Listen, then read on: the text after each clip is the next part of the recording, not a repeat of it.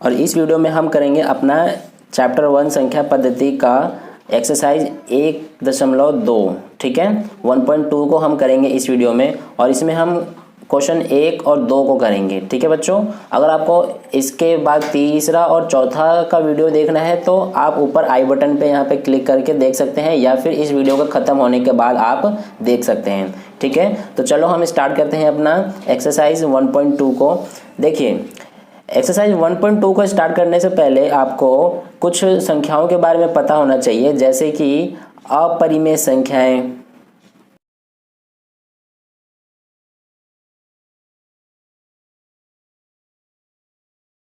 तो अपरिमेय संख्याएं कौन सी संख्याएं होती है बच्चों? जैसे कि हमने इससे पहले वाली वीडियो में पढ़ा था कि परिमेय संख्याएं कौन सी होती हैं। तो जैसा कि आपको पता है कि परिमेय संख्याएं कौन सी होती हैं, जिसको हम P/Q के रूप में लिख सकते हैं और Q is not equals to 0 होना चाहिए, यानी कि Q 0 के बराबर नहीं होना चाहिए।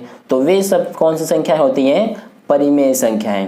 ठीक है, अब इसी का बिल्कुल उल्टा हो जाएगा अपरिमेय संख्याएं, जिसका हम कह सकते हैं कि वे सभी संख्याएं जो P/Q के रूप में न लिखी जा सके और Q भी 0 के बराबर ना हो, तो वे कौन सी संख्याएं हो जाएंगी? अपरिमेय संख्याएं। ठीक है बच्चों, तो इसको हम यहाँ पर लिख लेंगे।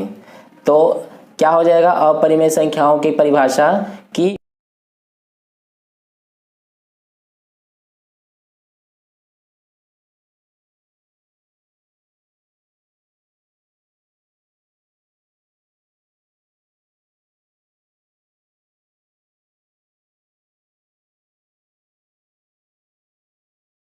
अब इसका उदाहरण दे देंगे, जैसे एग्जाम्पल, जैसे √3 वर्गमूल 3 हो गया, वर्गमूल 5 हो गया, या फिर पाई, इस तरह से अनेकों हम लिख सकते हैं अपरिमेय संख्याएं।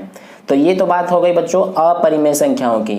अब एक और संख्या के बारे में आपको ध्यान रखना है, जो कि है वास्तविक संख्या।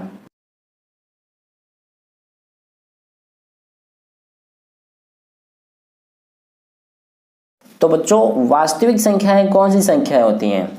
तो वास्तविक संख्याएं वे सभी संख्याएं होती हैं जो कि परिमेय और अपरिमेय संख्याओं को मिलाकर बने, यानी कि परिमेय संख्याओं और अपरिमेय संख्याओं के समूह को हम वास्तविक संख्याएं कहते हैं। तो ये तो बात हो गई कुछ मुख्य बातों की, जैसे अपरिमेय संख्याओं और वास्तविक संख्याओं की। अब हम करते हैं अपना एक्सरसाइज 1.2 को। तो देखो बच्चों, प्रश्नावली 1.2 का पहला क्वेश्चन क्या है कि नीचे दिए गए कथन सत्य हैं या असत्य हैं, कारण के साथ अपने उत्तर की पुष्टि कीजिए, अपने उत्तर दीजिए। तो चलिए हम इसको करते हैं। सबसे पहले हम इसका पहला प्रश्न करते हैं कि प्रत्येक अपरिमेय संख्या एक वास्तविक संख्या होती है। तो क्या ये सत्य है या असत्य है? तो ये तो सत्य हो जाएगा। प्रत्येक अपरिमेय संख्या एक वास्तविक संख्या है। क्यों सत्य है? कि जैसे सभी अपरिमेय संख्याएं वास्तविक संख्याएं होती हैं, क्योंकि वास्तविक संख्याएं कौन सी होती हैं? सभी परिमेय और अपरिमेय संख्याओं के समूह को हम वास्तविक संख्या कहते हैं, इसलिए सभी अपरिमेय संख्याएं भी वास्तविक संख्याएं होती हैं। तो अब इसका हम कारण लिख देंगे, क्योंकि परिमेय तथा अपरिमेय संख्याओं का समूह ही वास्तविक संख्या होती है।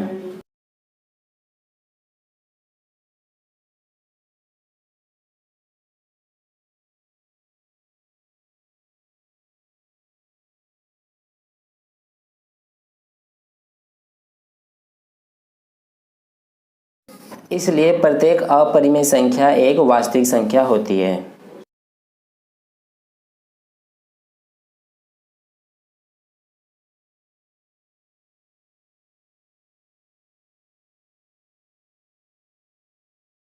ठीक है बच्चों, तो ये तो हमने कर लिया पहला भाग। अब करते हैं हम अपना दूसरा भाग।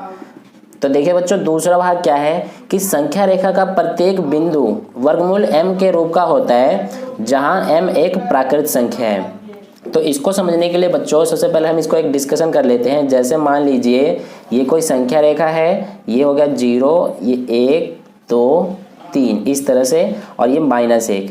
तो यहाँ पर हम 0 के बाद देखें दाएं तरफ, तो 1 किसके बराबर होगा? वर्गमूल 1 के बराबर होगा। 2 किसके बराबर होगा? वर्गमूल 4 के बराबर होगा। 3 वर्गमूल 9 के बराबर होगा। तो यहाँ पर देखने पे तो हमको लग रहा है कि ये सभी प्राकृतिक संख्या है के बराबर है, लेकिन अगर हम ये देखें कि 0 किसके बराबर होगा तो वर्गमूल 0 के बराबर होगा। तो इस तरह से 0 और इसके ऋणात्मक सभी संख्याएं, सभी ऋणात्मक पूर्णांक ये तो प्राकृतिक संख्या नहीं होती हैं, तो इसलिए यह कथन असत्य है। इसका कारण लिखेंगे क्योंकि 0 और -1, -2 इत्यादि किसी प्राकृतिक संख्या का वर्गमूल नहीं हो सकते हैं।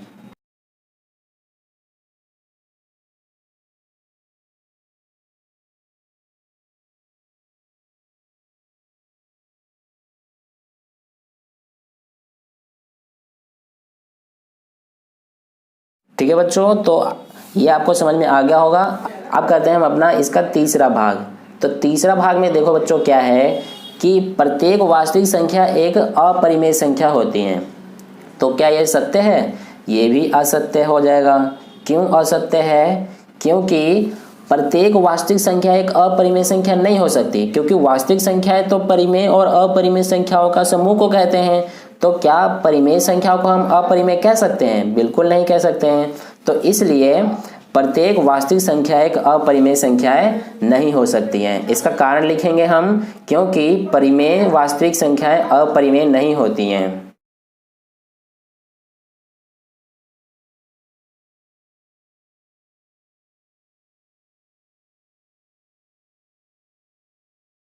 ठीक है बच्चों, तो आशा है कि आपको पहला प्रश्न समझ में आ गया होगा। अब करते हैं हम अपना दूसरा प्रश्न। तो दूसरा प्रश्न में देखो बच्चों क्या है कि क्या सभी धनात्मक पूर्णांकों के वर्गमूल अपरिमेय होते हैं? यदि नहीं तो एक ऐसी संख्या के वर्गमूल का उदाहरण दीजिए जो एक परिमेय संख्या है। तो करते हैं हम अपना दूसरा प्रश्न का आंसर। देखिए बच्चों, क्या सभी धनात्मक पूर्णांकों के वर्गमूल अपरिमेय होते हैं? तो जैसे मान लीजिए कि हमको कोई संख्या है वर्गमूल 4, तो वर्गमूल 4 किसके बराबर होगा? 2 के। तो क्या ये अपरिमेय संख्या है? बिल्कुल नहीं है, क्योंकि हम 2 को 2/1 भी लिख सकते हैं जो कि p/q के रूप में है, और q भी 0 के बराबर नहीं है। तो इसलिए यह क्या है? एक परिमेय संख्या है। इसी तरह से हम लिख सकते हैं 9 का, जो कि 3 के बराबर हो जाएगा। इसी तरह से 16 जो कि 4 के बराबर हो जाएगा। तो ये सभी क्या है? परिमेय संख्याएं हैं। तो इसलिए सभी धनात्मक पूर्णांकों के वर्गमूल अपरिमेय नहीं हो सकते हैं। तो यहाँ पर हम लिखेंगे नहीं, सभी धनात्मक पूर्णांकों के वर्गमूल अपरिमेय नहीं हो सकते हैं।